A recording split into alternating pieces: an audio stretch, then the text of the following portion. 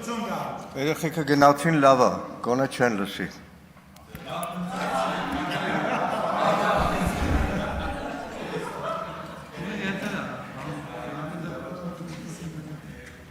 Ծանր բանը չեն լսի։ Նախ Նիկոլ Փաշինյանը, մինչև ելույթ ունենամ, առաջարկում եմ մի հատ ստատուս գրեք։ Այս երկու օր մեկ ազգային ժողովի դալից է գրում, ստատուս մոտարապես այս բովանդակությամբ, որ մի քանի օրվա ընթացքում որոշել եմ 100,000 պետականացնելու եմ ու օրինակ առաջարկում եմ, հանձնում եմ իմ քայլը հիմնադրամին։ Գազպրոմը լավ։ Հիմա Սերգեյ Բաքրատյանին մի հատ սոց մնացեք։ Հիմա մի հատ Սերգեյ Բաքրատյանին հարց եմ տալի։ Մեկս, որը 1990 թվականի ապրիլի 17-ին ընդունվել է մի կուսակցություն, ու մինչև հիմա այս ամբիոնից ու ցանկացած ամբիոնից կանգնած է իբրև դաշնակցական։ Այստեղ Սերգեյ Բաքրատյան ամեն անգամ ելույթ ունենալու, նախկին է ելույթ ունենում, ներկա է ելույթ ունենում, ապագա է ելույթ ունենում։ Հա, ապագա կա Սերգեյ Բաքրատյանի համար։ Պարոն Բաքրատյան, Նիկոլ Փաշինյանից SMS չեք ստացել, որովհետև դուք այսօր Լրություն դալի։ Շատերից եք SMS ստացել, որովհետև դուք այսօր բացահայտեցիք այս իշխանության եւ Նիկոլ Փաշինյանի ծրագիրը եկեղեցու դեմ։ Դուք բացահայտեցիք թիրախներով այս 7 տարիներին դատարան, սահմանադրական դատարան, բանակ, ազատամարտ, Արցախ, հատիկ այդ զոհաբերումների շարքը։ Ասում եք եկեղեցին ուղղակի այդ հերթի մեջ ավելի հետ էր, առաջ ընկավ։ Ինչի առաջ ընկավ։ Կարող է Շվեյցարիայում արցախայության իրավունքների հուշարձանների ոչնչացման համաժողով էր կազմակերպել, Թուրքիայի, Ադրբեջանի դուրը չեկավ, դրա համար առաջ ընկավ։ Դահլիճում լրություն։ Պարոն Բագրատյան։ Իդեպ շատ չեմ ուզում այս թեմային անդրադառնալ, բայց մի բառ ասեմ։ Հնչեց օրերս Պաշտպանության հանձնաժողովի նիստում, երբ որ ազգային անվտանգության ծառայության արդեն նախկին տնօրեն Արմեն Աբազյանին ասեցի որպես անվտանգության պատասխանատու, երբ որ Նիկոլ Փաշինյանն ասում է կուսակրոնությունը անվտանգության հարց է, գնահատում ես այդպես։ Պատասխանը շատ կարճ էր։ Այդ ճղճիմ թեմային չեմ ուզում անդրադառնամ, ու այդ օրը շատերիս համար պարզ էր, որ շուտով Արմեն Աբազյանը դառնալու է նախկին։ Սիրելի հայրենակից, այս 7 տարվա մեջ իրար հաջորդ ԱԱԾ պետեր փոխելու ժամանակ արագ փոխվում էին։ Որևէ անգամ բացատրություն տվել է ամենաթափանցիկ աշխատողը, թե ինչի կատարվեց դա։ Տվել է պատերազմի ժամանակ Քյարամյանի հանելու պատասխան բացատրություն եղել է, Համբարձումյանի ՈՍՊ շարունակում բազմաթիվ առանցքային ուժային կառույցներ։ Հիմա ուժայինի մասին, բյուջե։ Այո, բյուջեն շատ մանրամասն Պաշտպանության հանձնաժողովում քննարկել են։ Լավին ասել ենք լավ, վատին ասել ենք վատ։ Մտածում եմ ոստիկանության անդրադառնամ հետո զինված ուժերին, բայց զինված ուժերը շատ ավելի թանկ են։ Թվերը բան են, խոսում են այսքան, բայց նաև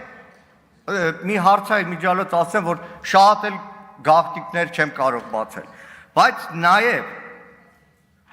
նաև հարց եմ տալիս, այդ թվերի մեջ այսօր բանակում ծառայող պայմանագրայինը, զինվորի ծնողը կարող է հաստատել, այդ թվերը քանի կոպեկի արժեք ունեն, եթե մարտական հերթապահություն 2.5 ամիս ստիպված են լինում մարտական հերթապահության գնալ։ Գնացել ենք Զորամաս, կորպուսի հրամանատարի տեղակալն ատեստացիան, հանձնել ասում է փողը շատ է, գովում, լսի ասեմ, ես քո մոտ չեմ եկել դիմադիր պատգամավոր, ես եկել եմ հայ մարդ որպես պատգամավոր, հելանք պոստեր։ Մեկ էլ հարց ու փորձի ժամանակ, երբ որ ասեցին տղեկը, որ 2.5 ամիս պոստում են մնալու, այդ կորպուսի հրամանատարի տեղակալը աչքերը կախեց, հասկանում եմ մարդուժի խնդիր կա, հենց դա է, որ խոսում ենք աշխատավարձի հարցով։ Հենց դա է, որ խոսում ենք բազային աշխատավարձի հարցով։ Հենց դա ենք, որ ասում ենք, այս քանի օրը Հայկ Սարգսյանի նախագիծա, որ բանակը պետք է գրավիչ դառնա, նաև գրավիչ դառնա հոգեբանորեն, բարոյապես եւ նաև աշխատավարձով։ Ոչ թե այս իշխանությունը սարքի այդ աշխատավարձի ցուցանակը ատեստացիա։ Սիրելի հայրենակից, քեզ թվերը հրապարակում 400,000 ստանում են, պարզեմ ինչ է կատարվում, շտաբային ծառայողները, հրամանատարական բարձրագույն կազմը,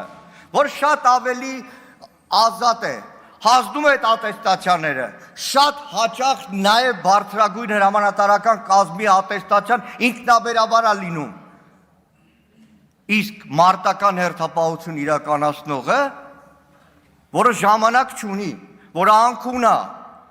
որը հոգնած է, որը այո դժվարություն ունի, չի կարողանում հանձնել։ Եվ էլի այն բեռը, որը մնում է այդ հազարավորների վրա, որ հայրենիքի սահմանը պաշտպանում են ամենադժվար պայմաններում, էլի ատեստացիա չեն անցնում։ Էլի ատեստացիա չեն անցնում, սիրելի հայրենակից, ատեստացիան այսօր բանակում ամենախայտառակ ջրբաժանն է, այս իշխանությունը ոնց որ ջրբաժան է գտել տարբեր հարցերում, բանակում պատկերացրեք մարտական հերթապահության մեկի աշխատավարձը բարձր է, մեկինը ցածր է։ Ես խոսում եմ հազարավոր զինվորականների անունից։ Նայեք, բազմաթիվ մասնագիտությունների տեր զինվորականներ, վարորդ դիցուկ, որը նույն 22 թվականի սեպտեմբերյան դեպքերի ժամանակ հացն էր հասցնում Վարդենիսի դիրքեր։ Մարդը 20-22 տարի վարորդ աշխատել, հա, փորը մեծ է, բայց այդ խիզախ վարորդն է, որ այդ մարտական գործողություններին բարձրացել է սար, ատեստացիա չի անցնում։ Կողքի կամպյուտերշիկը անցնում է, ինքը չի անցնում։ Շատ հաճախ բժիշկ, լավ, ռազմական բժիշկ է, որը այո, կարող է տուրնիկի վրա չանի, բայց իր այդ լանցետ կոչվածը ոսկե ձեռքերով է անում, չի անցնում ատեստացիա։ Ես օդի մեջ չեմ ասում, աչքիս առաջ ամեն օրինակը գալիս է մարդը, կոնկրետ մարդը, որ այսօր Հայաստանի զինված ուժերում է։ Ասում են, փայլուն կատարվել է բանակի կատարողականը, հա կատարվել է։ Գաղտնիք չի, չէ պարոն Քոչարյան, տեղեկացնեմ, Բրուտյան Կարենը, որը զեկուցում էր, տեղեկացրեց, որ այս տարի վերջապես հանդերձանքի հարցը լուծվել է։ Ոնց է լուծվել, մի քանի հազար ձեռք հանդերձանք կհասնի։ Մեր բանակի թիվը գիտեք, որ շատ ավելի շատ է, բայց քանի տարի անցավ, ինչքան եղավ խոստում։ Ոստիկանության մասին դա դժվար է։ Արփինե Սարգսյանին հարցում եմ, ուր Արամ Հովհաննիսյանը, երբ որ ներկայացնում է նոր ոստիկանապետին, չի կարողանում պատասխանել։ Չի կարողանում պատասխանել, ինչու փոխեցին ոստիկանապետին։ Իհարկե Արամ Հովհաննիսյանը եկավ շարքին ավելանալու այն բոլորը, որը ծառայում էին SMS-ներին։ Արգիշտիկ Քարամյան, Սասուն Խաչատրյան, Սարգիս Հովհաննիսյան ու բոլորը։ Իրականում օրերս տեղի ունեցած դեպքը ամբողջ բյուջեի կատարողականը ոստիկանության պարզեց, որ շարունակում են մնալ ոստիկանությունում ուժային ստակ ստրուկտուրաներ, կարմիր սև բերետավորներ, որոնց ուշքն ու միտքը ծառայությունը չէ, օրենքը չէ, սահմանադրությունը չէ, նրանք պարտավոր են կատարել լոկ վերադասի հրամանը։ Ազգային գվարդիային ասում, նախարարն ասում Աշնանը արդեն կավարտեն։ Այդ ազգային գվարդիայի հիմքը լրագրողներն էստեղ են, Մերի Մանուկյանին ծեծող ոստիկանների նման կարմիր ու սև բերետավորներ են, որոնք իշխանության հենքն են, դրա համար ինչքան է կռիվ արեցինք նախարարի հետ, չստացվեց, որ ոստիկանության գվարդիայի պարտականությունների մեջ մտցնեն հայրենիքի պաշտպանությունը, ինչպես ներքին զորքերում է, որպեսզի այդ ոստիկանական գվարդիա գնացողը իմանա, իր տեղը մենակ Երևանի ասֆալտին էր, որոնցից հազարները, երեք դուք պետք է տեսնեք պատգամավորներ, Սամվել Կարապետյանի մինչև բերման ենթարկելը ապշել կարելի էր, Ազատության պողոտան Լամբադայից մինչև Բաբայան ավտոբուսներով շրջաներից եկած խեղճու կրակ ոստիկաններ են քնած էին ավտոբուսներում։ Ամբողջ Ձեյթունի հանրակացարաններով մինչև Ուլնեցի ավտոբուսներով քնած ոստիկաններ էին։ Ամբողջ Ազատության պողոտան ներքևից մինչև Բաբայան փողոց օպերների մեքենաներն էին։ Սա է ոստիկանությունը։ Շնորհակալ եմ։